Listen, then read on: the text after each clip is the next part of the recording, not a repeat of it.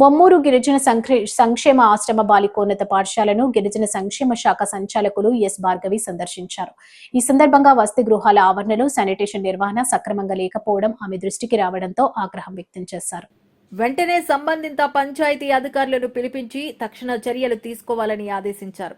మన ఇంటి విషయంలో ఎంత పరిశుభ్రత పాటిస్తామో విద్యార్థుల వసతి గృహాల్లో అంతకంటే ఎక్కువ శ్రద్ధ తీసుకోవాల్సిన అవసరాన్ని అధికారులు, ఉపాధ్యాయులు, సిబ్బందికి స్పష్టం చేశారు.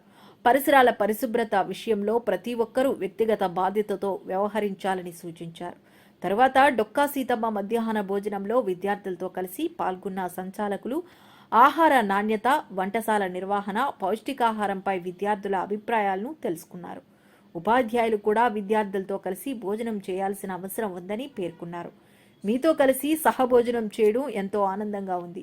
మీ సమస్యలను తెలుసుకోవడానికే మీ మధ్యకు వచ్చాను అని విద్యార్థులకు తెలిపారు.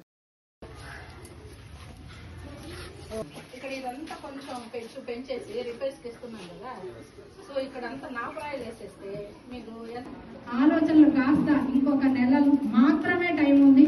నెల లోపల మీరు చెప్పిన అన్ని సమస్యలకి పరిష్కారం మేము చూపబోతున్నాము.